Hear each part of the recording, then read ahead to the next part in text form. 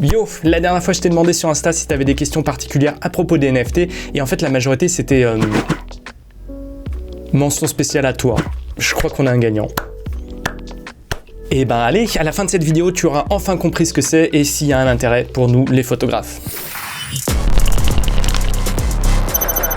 Ce qui est cool aujourd'hui, c'est que je suis pas du tout familiarisé avec ce dont on va parler. Je suis moi-même dans le processus d'apprendre comment ça fonctionne. Et pour ça, on va pouvoir interroger des experts qui en savent beaucoup plus. Toi et moi, en tant que gros noob, on va pouvoir leur poser toutes les questions stupides qui nous passent par la tête. Alors comment ça va se passer ? D'abord, il faut une première partie pour comprendre deux concepts essentiels. On va définir très sommairement ce qu'est la blockchain et ce que sont les NFT. Ensuite seulement, on pourra poser nos questions sur comment tout ça fonctionne à Thomas de la chaîne Avatart. Et on terminera par interroger un photographe qui vient de se lancer dans le game pour avoir son retour d'expérience, quelqu'un que tu connais bien, l'ami Pierre. Pose-toi tranquillement, fais-toi chauffer un thé, il y a beaucoup à dire, donc on va pas perdre notre temps. N'hésite pas aussi à utiliser le chapitrage pour te rendre aux parties qui t'intéressent le plus.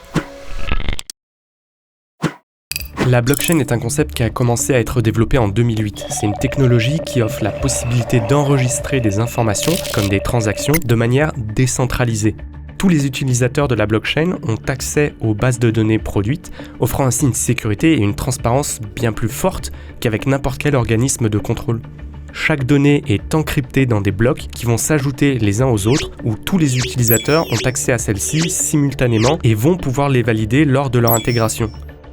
Prenons un exemple. Lorsque tu effectues une transaction monétaire en ligne, celle-ci passe par ta banque, voire un autre organisme monétaire, qui vont être les seuls à connaître et contrôler les fonds déplacés de ton compte à un autre. Lors d'une transaction sur la blockchain, celle-ci, bien que cryptée, est publique, intégrée chronologiquement de manière indélébile et infalsifiable sur l'ensemble du réseau. Ça rend le système extrêmement complexe à pirater. Une des applications de la blockchain, c'est évidemment les crypto-monnaies, comme le Bitcoin ou l'Ethereum, qui va plus nous intéresser aujourd'hui. Mais on peut l'utiliser pour bien d'autres choses, au niveau de la sécurisation de nos données, dans le traçage des denrées alimentaires, dans la science, la santé, l'énergie, énormément de domaines. L'un d'entre eux, c'est la certification de propriété, ce qui nous amène au NFT.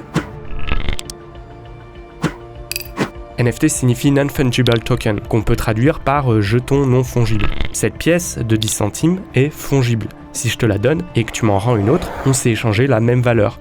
Les millions de pièces de 10 centimes sont toutes identiques et interchangeables. Elles sont fongibles. Si je signe cette pièce et que je n'en signe qu'une, elle est désormais non fongible. Elle est unique. On ne peut pas la reproduire. Sa valeur est différente des millions d'autres pièces de 10 centimes dans le monde.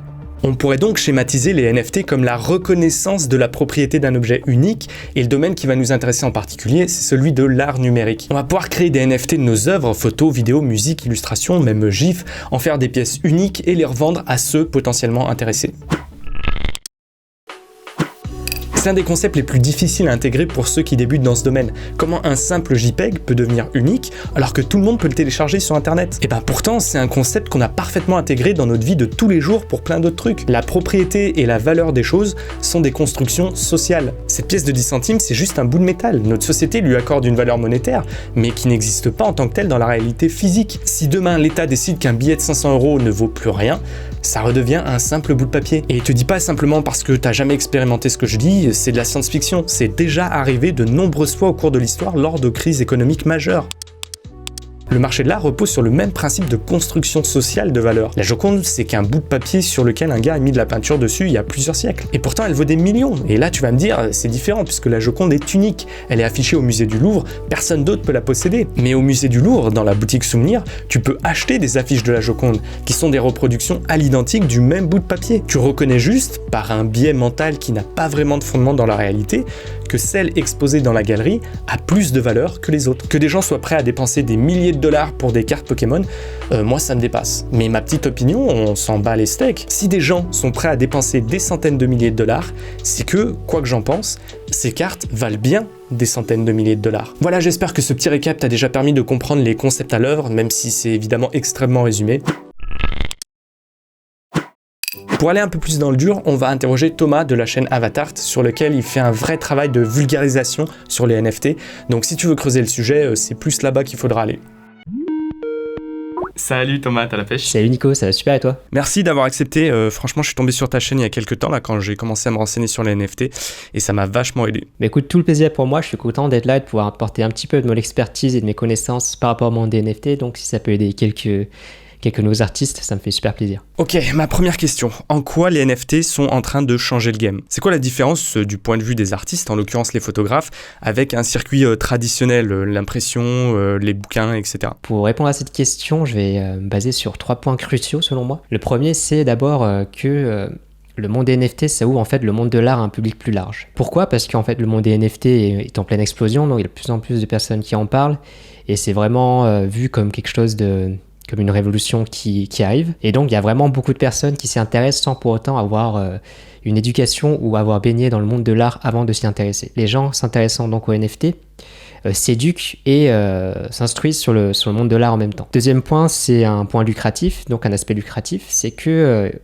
le monde des NFT permet aussi d'investir dans l'art plus facilement dans le sens où on peut tous et toutes avoir accès aux marketplaces et aux plateformes NFT et on peut toutes acheter un NFT facilement. Et donc, il n'y a pas besoin de se rendre dans des galeries ou tout simplement de connaître vraiment le marché de l'art avant de pouvoir acheter quelque chose. Là, vous avez vraiment un aspect accessible par rapport aux marketplaces et aux plateformes. Donc le deuxième point, c'est cet aspect lucratif. Lucratif parce qu'en fait, il y a de plus en plus d'investisseurs donc, qui investissent dans les NFT parce qu'ils voient ça comme donc, une sorte de révolution. Donc ils se disent c'est le moment d'investir, même si ça s'apparente un petit peu, personnellement, je pense encore à une bulle vu que c'est encore un marché nouveau.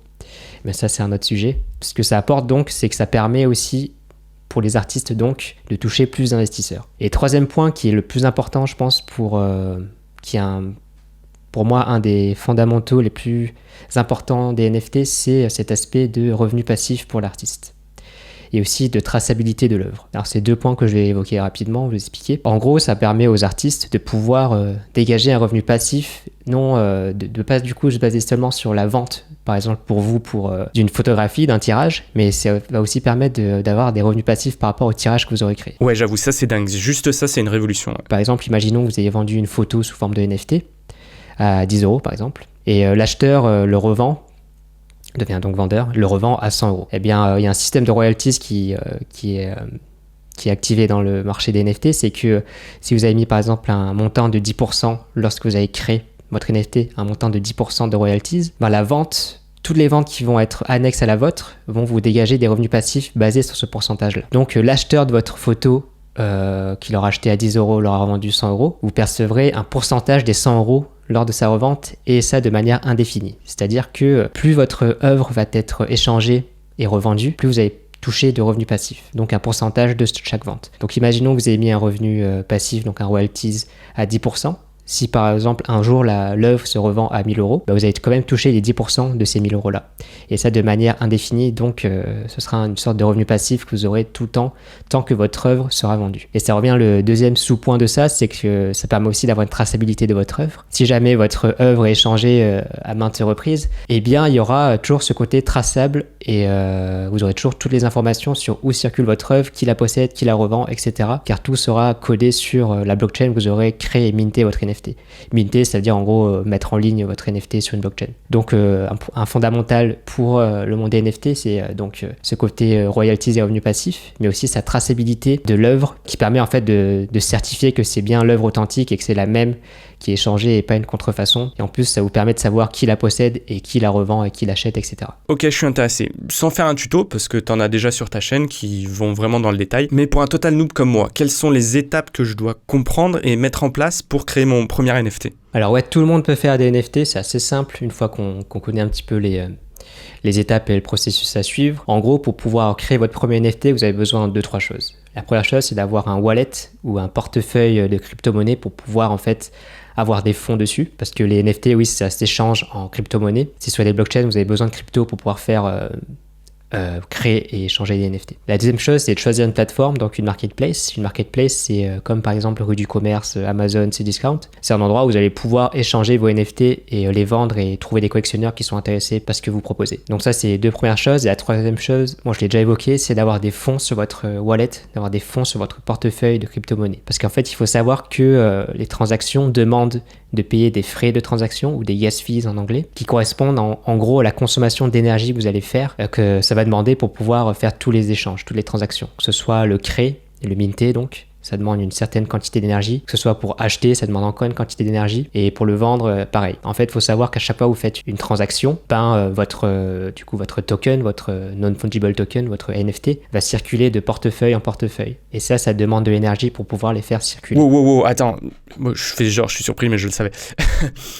Donc, il faut payer pour faire tes propres NFT. Ouais, du coup, ça a un coût pour pouvoir créer ces NFT. Comme je l'ai dit, c'est avec les frais de transaction et les gas fees. Et s'ajoute à ça, en fait, des frais aussi que tu as annexes par rapport à la plateforme que tu as utilisée. Pour mieux comprendre, il faut donc différencier plateforme et blockchain. En gros, sur une plateforme, tu vas avoir les frais fixes comme quand tu payes Airbnb ou, enfin, tu sais, c'est des frais de service, en gros. Pour que la plateforme puisse dégager du revenu, elle va prendre un pourcentage de ta vente. Et d'un autre côté, il faut savoir que ces plateformes-là, elles reposent sur des blockchains comme Ethereum ou Tezos, Solana, enfin je ne vais pas entrer dans les détails. Et chaque blockchain a des compétences techniques et a une certaine congestion du réseau. En fait, il faut voir une blockchain comme un réseau qui transfère différents jetons, différents tokens entre différents portefeuilles. Et sur ces blockchains-là, vous avez des frais, du coup des gas fees, qui sont différents des frais, du coup les frais de service pour les plateformes et les gas fees, les frais de transaction pour les blockchains. Et ces gas fees, ça correspond donc à la consommation d'énergie. Et pour rembourser cette consommation d'énergie, parce que c'est des personnes donc qui payent cette consommation d'énergie sur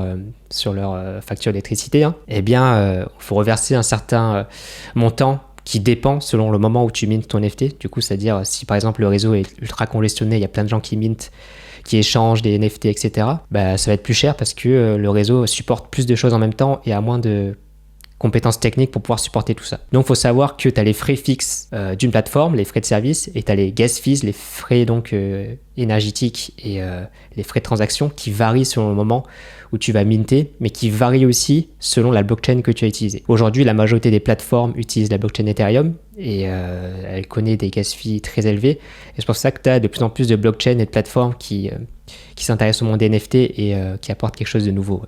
Tu parlais des plateformes de vente des NFT. Est-ce qu'il y a différents types de plateformes selon les différents types de création ? Genre pour les photographes, est-ce qu'il y a une plateforme dédiée ou... Alors oui, il y a énormément de plateformes qui sortent en ce moment, surtout vu que en fait, tout le monde se lance, toutes les boîtes se lancent sur le marché des NFT et on voit que ça a vraiment plus qu'un engouement. Là, les gens sont vraiment intéressés dedans. Et du coup, tu as des plateformes de tout type qui sortent, tu as des nouveaux projets. J'en vois pratiquement chaque semaine, je découvre une nouvelle plateforme, quoi. Donc, pour la photographie, j'en connais pas comme ça. De connu, non, je ne connais pas. Mais pour faire simple, on a plusieurs plateformes qui sont donc les pionnières et un peu j'aime bien les appeler les mastodontes aujourd'hui. On a la fameuse OpenSea qui s'est proclamée un petit peu comme la plateforme Amazon des NFT. Et qui regroupe la majorité des transactions aujourd'hui. Je crois que si tu vas dessus, en général, quand tu fais une petite recherche, tu tombes sur environ 20 millions de NFT de recherche. Donc, énormément, quoi. Et sur cette plateforme-là, tu as tout type d'art et tout type de création, pas seulement l'art. Donc, tu as aussi les jeux vidéo, tu as aussi les métaverses, donc les univers virtuels avec possibilité d'acheter des lands. Ce sont des terrains virtuels en gros, et plein d'autres choses sur OpenSea. Après Terrarible par exemple, qui est plus axé vers l'art. Du coup, l'art en général, t'as de la photographie, t'as de la vidéo, t'as des peintures, t'as du pixel art, t'as des œuvres numériques de tout type. Enfin bref, il y a tout ce qui est par rapport au marché de l'art, Rarible. Et ensuite, t'as par exemple Super Rare, qui est un autre type de plateforme qui a une porte à l'entrée où il faut poser une candidature et c'est un peu une plateforme élitiste où tu as vraiment des artistes renommés qui vont dessus et qui ont donc moins de concurrence. Donc pour le choix de la plateforme, ça dépend un petit peu de votre profil. Je peux apporter une très longue réponse, mais c'est pas le but de la vidéo. Pour choisir cette plateforme, il faut connaître d'abord ce que tu veux faire sur le long terme. Il faut connaître aussi ton type de création. Même si le type de création, pour moi, c'est pas le truc le plus important parce qu'aujourd'hui, le marché des NFT est encore super jeune. Donc tu as des plateformes qui ont tout type d'art, mais qui vont peut-être se spécialiser au fur et à mesure sur un type d'art spécifique. Il faut t'intéresser aussi au monde de la blockchain, savoir quelle blockchain t'intéresse et le plus adapté à ce que tu veux faire, parce qu'il y a des blockchains qui sont plus énergivores que d'autres, il y a des blockchains qui ont des valeurs qui peuvent plus t'intéresser que d'autres, donc ça c'est un point important. Et sinon, pour le choix de la plateforme, ça dépend aussi de ta notoriété actuelle, un petit peu de ton audience, si t'as des gens qui te suivent. Si par exemple t'as 1000 ou 10 000 personnes qui te suivent. Bref, c'est un sujet très large, mais je te donne une réponse assez concise, un petit condensé de ce que je pourrais te dire sur ça. Ouais, c'est important, d'autant que c'est la base d'un bon lancement, mais il y a déjà plein de vidéos sur ta chaîne qui expliquent comment choisir sa plateforme, donc voilà, les gens iront voir. Ok, aide-moi plutôt à y voir plus clair. Le NFT est basé sur la blockchain, et en l'occurrence, dans la plupart des cas, sur l'Ethereum. Mais pour minter, on doit passer par une plateforme, une marketplace. Est-ce que mon NFT est lié à cette marketplace? Est-ce que je peux changer de plateforme une fois que le NFT est créé? Est-ce que je peux avoir un NFT disponible sur plusieurs plateformes? Alors en théorie et techniquement, oui, c'est possible. Et c'est le cas d'ailleurs pour OpenSea et Rarible. Je sais plus dans quel sens c'est, par contre, faut que je vérifie. Mais là, spontanément, je crois que quand tu mines sur Rarible, bah, ton œuvre elle est aussi disponible sur OpenSea. Mais il y a certaines plateformes qui le font, comme OpenSea et Rarible, donc. Mais la majorité des plateformes le font pas. Et je pense que si c'est comme ça, c'est parce que elle veut garder la main sur les frais de service, donc pour garder un petit peu la main sur les bénéfices, quoi, sur les ventes des NFT. Mais si tu vends, par exemple, si tu mintes un NFT sur Rarible qui est sur la blockchain Ethereum, et bien sur OpenSea, tu vas pouvoir trouver le même NFT qui est sur la blockchain Ethereum, parce qu'ils sont reliés sur la même blockchain. Donc. Mais je pense que c'est quelque chose qui va évoluer parce que le marché des NFT est encore en plein questionnement, voir un peu l'intérêt que les gens ont par rapport à ça. Et je pense que les gens vont vouloir un petit peu ce côté cross marketplace et cross plateforme pour pouvoir en fait payer le moins de gas fee possible. Ouais. Ok, ma photo, mon œuvre, elle a été mintée, elle est en NFT, elle est sur une marketplace. Ça y est, c'est tout bon, je suis riche?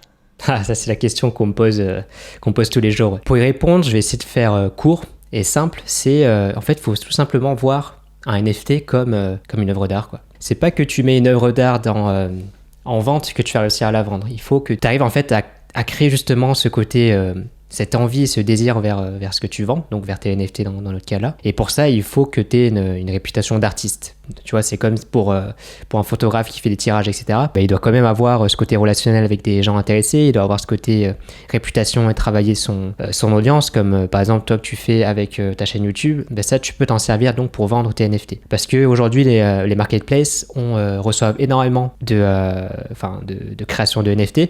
Donc pour être vu sans avoir aucune réputation ni aucune notoriété, c'est pratiquement impossible. Après, il existe des techniques pour... quand tu pars de zéro, que j'explique dans des formations plus complètes ou même dans quelques vidéos sur YouTube, tu as des techniques que tu peux utiliser, par exemple Twitter, où tu as pas mal de gens qui font en fait une réputation en partant de zéro et qui se créent justement des relations avec des collectionneurs de NFT et des relations avec d'autres artistes pour pouvoir se faire connaître. Nous, il existe des techniques pour ça. Utiliser les réseaux sociaux, utiliser YouTube, comme toi tu fais pour tes vidéos sur la photo, utiliser Instagram, utiliser tout ça pour commencer à créer sa réputation. Et sinon, ce qui est spécifique par contre au marché des NFT, c'est les communautés que tu as sur les plateformes. Et ça, c'est un truc que peu de gens exploitent, malheureusement.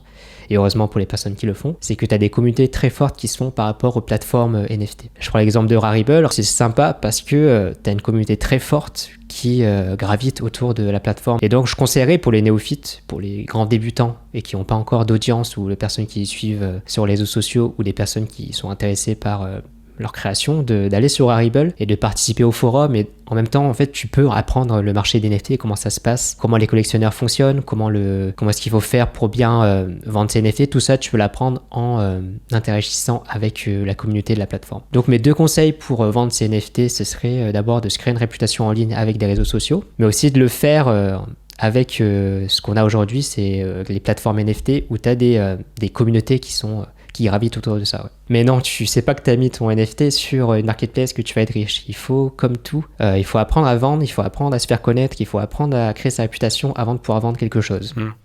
Ouais. Question légale.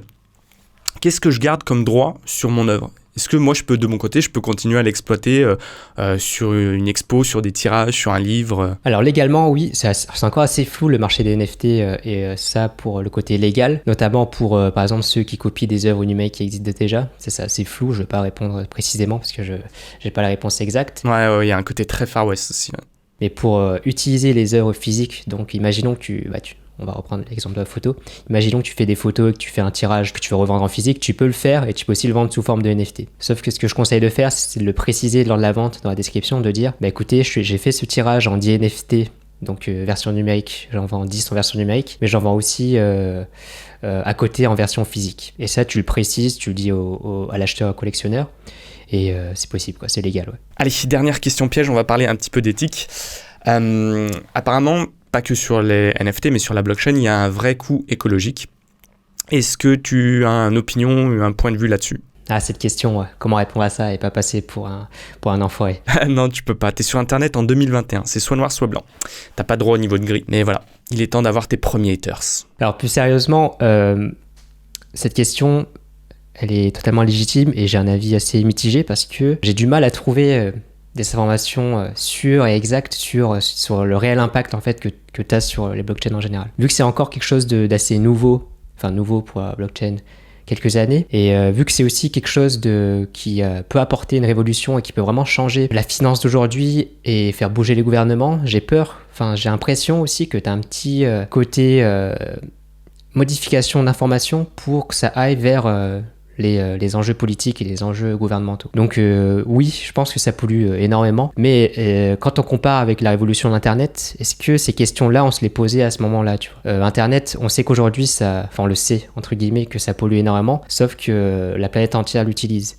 Et ça apporte tellement à la planète entière que cet enjeu écologique et cet enjeu énergivore, etc., il a été assez mis de côté jusqu'à aujourd'hui, qui reste assez marginal. Il y a quelques personnes justement qui parlent de la pollution numérique, un sujet qu'on devrait faire plus attention d'ailleurs, que ce soit tout simplement pour stocker des vidéos, stocker des photos, tout ça. Le cloud, c'est quelque chose qui consomme énormément d'énergie. Comme pour du coup le mint d'un NFT qui consomme de l'énergie.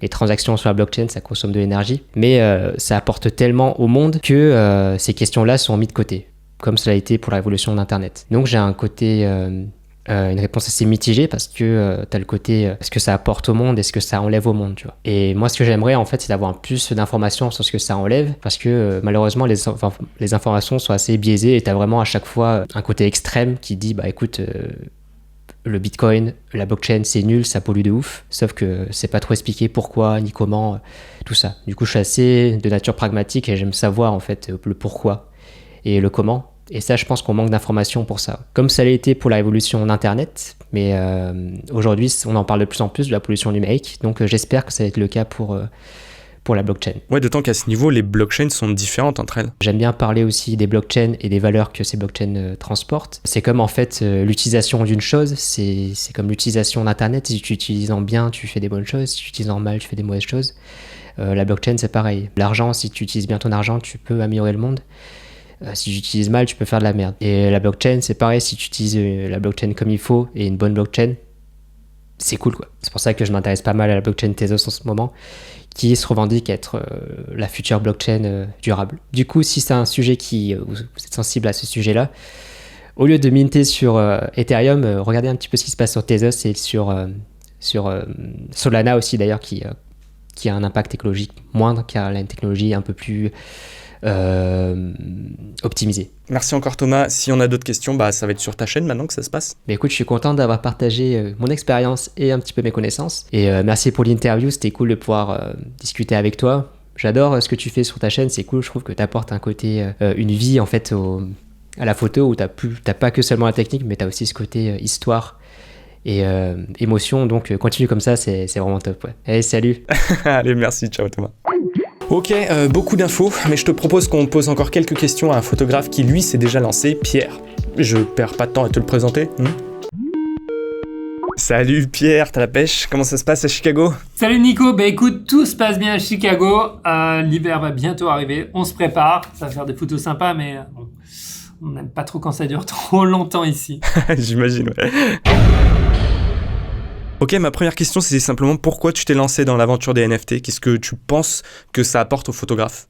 Alors les NFT, comme tu as dû en parler, franchement ça change complètement la donne pour les artistes, parce que jusqu'à présent on vivait en tant qu'artiste dans le monde physique, avec les collections, avec les galeries, fallait exposer, fallait transporter notre art, fallait l'envoyer à des clients, on n'avait aucune traçabilité sur qu'est-ce qui se passe après l'avoir vendu à un client, c'est revendu, est-ce qu'il y a un marché secondaire, etc. Avec les NFT, ça permet finalement d'avoir une traçabilité sur notre art, et ça permet nous en tant qu'artistes, en tant que photographes, d'être investis dans la vie de notre art. On sait où il va, on sait qui sont les collectionneurs. Je suis capable, par exemple, si je veux faire un dîner avec mes collectionneurs, de dire tous ceux qui détiennent une des photos, un des NFT dans leur portefeuille, on peut se retrouver là, vous avez accès au resto, etc. On se retrouve, ou alors à un événement spécial, ou alors une conférence. Enfin bref, il y a énormément de possibilités en fait de donner de la valeur à nos collectionneurs au-delà de l'art en lui-même. Et c'est ça qui est vraiment intéressant. Ouais, c'est pas mal, ça a créé une nouvelle communauté en fait. En plus de ça, moi, je crée énormément de photographies à travers YouTube, je la partage et je vais pas envoyer à tout le monde des photos à travers le monde. Du coup, ça me permet aussi de donner aux gens la possibilité de collectionner en fait de l'art, des photographies que j'ai faites dans le monde digital. Et maintenant, on a des galeries virtuelles et ça change les choses, ça donne un aspect réel en fait à ce qu'on peut voir digitalement et que les gens se disent ouais mais non mais ça c'est juste un JPEG sur ton ordi. Mais non, pas du tout, c'est dans le blockchain et on a des galeries virtuelles qui arrivent de plus en plus. Donc voilà, c'est vraiment pour ça que je me suis lancé et j'aime toujours être un petit peu à l'avant des nouvelles technologies ou de ce qui ressort. Et je pense que les NFT sont là pour rester pour une très très longue durée. Donc voilà, c'est un moment assez historique dans le monde franchement de l'art, ce qui est en train de se passer avec les NFT. Il y a plein de façons, de plateformes différentes pour créer ces NFT. Comment toi t'as choisi la tienne ? Pour le choix de ma collection, j'ai pris OpenSea. C'est un petit peu comme le Google des NFT, de l'art. Tu peux voir tout ce qui existe. Tu peux voir toutes les collections, qui les détient, quel est le prix d'une collection, à combien est-ce que ça se revend au marché secondaire, etc.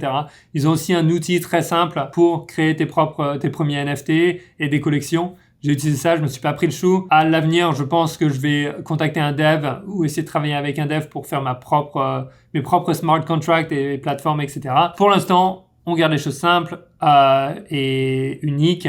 Je vais avoir ces pièces originales et elles vont être sur OpenSea pour le lancement. Voilà. Et si la vidéo est déjà sortie, le lancement s'est produit. Donc, j'espère que ça s'est bien passé. Comment tu as choisi les pièces de ta collection ? Comment tu as réfléchi aux photos que tu allais utiliser ? Bref, est-ce que tu as un retour d'expérience de ton premier lancement ? Qu'est-ce que j'ai appris ? Quand tu lances ta première collection, c'est bien d'avoir plusieurs pièces, selon moi. Pas avoir juste une photo. Avoir plusieurs pièces, ça te permet de créer un effet de foule, enfin entre guillemets, un effet de foule où les gens, ils sont un petit peu contents de savoir qu'ils intègrent une communauté de collectionneurs de ton art, tu vois. S'il y en a qu'un, c'est cool, si tu as déjà un gros nom, mais si tu n'as pas de gros nom, ça te permet de te faire une petite communauté avec des artistes. J'ai choisi mes pièces de manière très spécifique. La collection s'appelle Crossroad 1.0. Pourquoi Crossroads ? Parce qu'en fait, c'est au croisement des chemins. Je trouve que après avoir shooté autour du monde pendant les 4 dernières années à travers YouTube et d'avoir fait beaucoup de street photos, etc., on vit de plus en plus dans le monde physique, mais avec notre tête dans le monde virtuel, dans notre téléphone, dans ce qu'on écoute, dans ce qu'on voit. Ouais, je suis d'accord. C'est un sujet dont je parle souvent. Je vais faire un clin d'œil au passage dans le monde digital de mon art et je me suis dit, on va intégrer tout ça dans mes meilleures photos de street, dans celles que je préfère dernièrement et on va s'amuser à jouer avec les gens et à justement mettre en avant ce fait d'être dans le monde physique et d'avoir la tête dans le monde virtuel. Donc, j'ai pixelisé la tête des gens, je les ai rendues un petit peu plus grandes et ça permet vraiment à n'importe qui de comprendre qu'il y a une transition qui est en train de se passer. C'est ma voix en tant qu'artiste, ce sont mes histoires et c'est comme ça que je vois en fait le changement et le monde dans lequel on vit en ce moment même. Je suis hyper enthousiaste par rapport à cet art. Et par rapport à ce que ça crée, j'ai déjà collectionné plusieurs pièces d'amis et de projets que j'aime beaucoup. Et je trouve ça cool, j'ai hâte d'avoir ma galerie virtuelle que les gens peuvent visiter aussi, tu vois. Je parlais aussi avec Thomas du coût écologique de la blockchain. Est-ce que toi aussi, tu as une opinion sur ce sujet ? Alors la question écologique est une vraie question et je pense que c'est une question qui a été beaucoup abordée, qui est traitée énormément du côté négatif. C'est-à-dire que les gens ne parlent beaucoup en fait de l'aspect... le minage, ça prend des ressources, ça prend de l'énergie et cette énergie, elle ne vient pas de sources renouvelables, etc. Ce qu'il faut savoir, c'est que tous les mineurs, ils essaient d'aller vers une énergie qui est la moins chère possible parce que c'est dans leur bénéfice. Deuxièmement, beaucoup de réseaux, de networks, en fait, sont très efficaces de manière énergétique. Ethereum, je suis allé dessus parce que c'est celui qui apporte le plus de confiance, en fait, pour moi, en tant qu'artiste, mais aussi pour les collectionneurs. En plus de ça, j'ai entendu parler les personnes qui sont en charge du réseau Ethereum. Je suis ce qui se passe, les développements. Ils ont fait des mises à jour et ils sont en train d'en faire d'autres pour améliorer en fait le système. Ils ont une vraie volonté de le rendre plus efficace, beaucoup moins énergivore. Et tous ceux qui critiquent, je tiens juste à rappeler que si je faisais une expo à Chicago, il y a des gens qui vont venir d'un peu partout. Tout le monde a son empreinte écologique personnelle, l'impression, la mise en place, le bâtiment, le chauffage, les employés qui vont être là, etc., etc., etc. Ouais, c'est clair. Le coût énergétique d'une expo physique est énorme aussi. Ou même faire des kilomètres pour aller shooter avec un client. C'est très difficile de comparer A et B, de dire que A est mauvais et B est meilleur.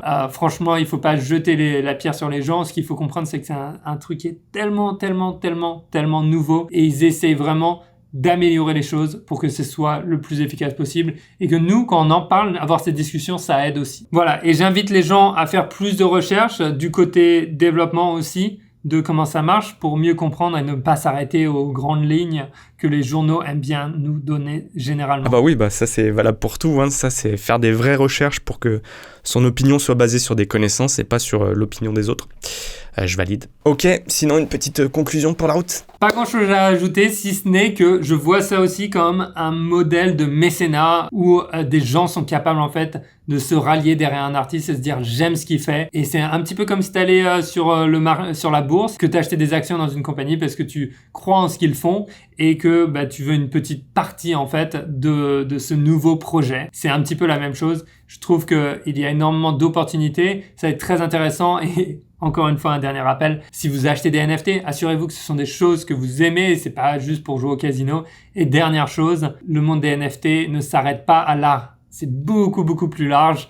Je pense que, Nicolas, tu peux en parler un petit peu plus. Je l'ai évoqué en début de vidéo, ouais. J'espère que c'est bon, Nicolas. Désolé, c'était peut-être un petit peu long comme réponse, mais je te souhaite une bonne journée et puis merci à tous. Ciao. Allez, ciao mec, merci encore, la bise. Ok, on s'est beaucoup focus sur le comment et j'espère que ça t'aura aidé à avoir une compréhension globale des NFT. Mais tu me connais sur ma chaîne, j'aime beaucoup aussi parler du pourquoi.